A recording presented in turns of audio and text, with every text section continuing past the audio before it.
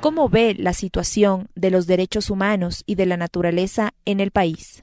Bueno, las sociedades tienen que ir creciendo y los derechos humanos no se pueden desvincular del desarrollo. Las personas que quieran hablar solamente de desarrollo sin derechos humanos va a tomar el camino equivocado. Y aquellos que deseen hablar de derechos humanos sin hablar de desarrollo también se va a equivocar. El desarrollo y los derechos humanos tienen que ir de la mano. Y nosotros vivimos en un contexto histórico en el que estamos ubicados como país latinoamericano y con oportunidades de desarrollo a futuro, pero que todavía no hemos alcanzado los niveles de otros países. Yo le pregunto, por ejemplo, una organización de derechos humanos o una institución nacional de derechos humanos, ¿se plantearía el mismo trabajo en un país de América, en uno de África o en un país nórdico? De hecho, el trabajo que nos plantearíamos sería diferente porque tenemos, aún en derechos humanos, pero tenemos diferentes niveles de desarrollo. Así que tenemos que enfocar perfectamente bien en dónde trabajamos. ¿Cuál es la situación actual del país con este antecedente en el tema de los derechos humanos? Creo que el país todavía no logra superar una etapa de violación de derechos civiles. Me parece que eso es importante. Posiblemente se han dado grandes pasos en lo que es la formación de democracia del país. No creo que tengamos mayores problemas en derechos políticos realmente, aunque sí, por supuesto, deben existir, pero creo que los derechos civiles es una deuda pendiente. También los derechos de debido proceso, creo que en la justicia tenemos que trabajar muy fuerte. Y principalmente creo que tenemos que reflexionar en el sentido que los derechos colectivos, y no quiero llamarlos en este momento económicos, sociales y culturales, sino aquellos que tienen una dimensión colectiva, ciertamente tienen que ser repensados desde otro ámbito, ¿no? El país creo que aún no ha desarrollado la necesidad de trabajar los derechos humanos y desarrollo, ciertamente desde el control del ámbito de las políticas públicas y de la normativa. Y ahora está en la Constitución, es un mandato que tenemos, pero todavía tenemos esta forma de trabajar los derechos humanos de manera reactiva.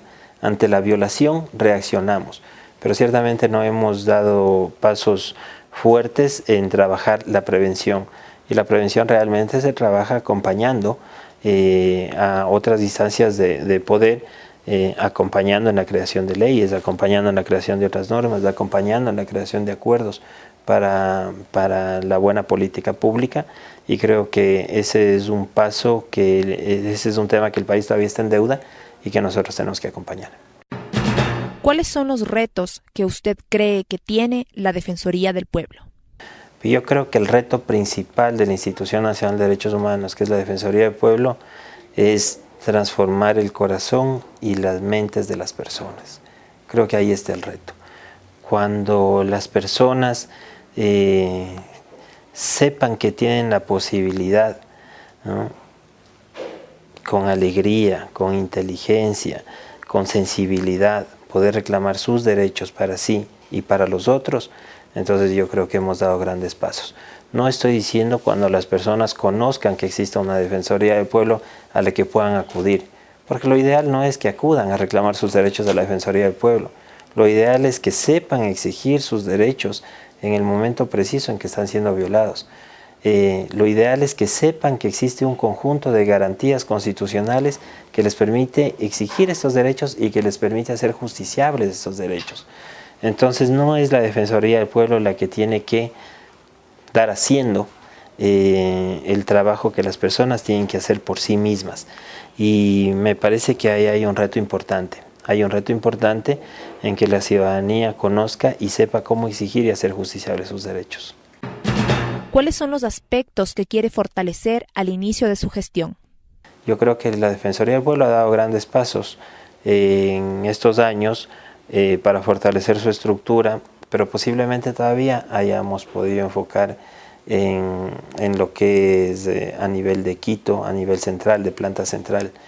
Pero creo que todavía tenemos un trabajo pendiente para hacerlo con las defensorías provinciales. Tenemos que fortalecer las defensorías provinciales. No tienen ninguna importancia si somos fuertes solamente en Quito, y las defensorías provinciales no son fuertes.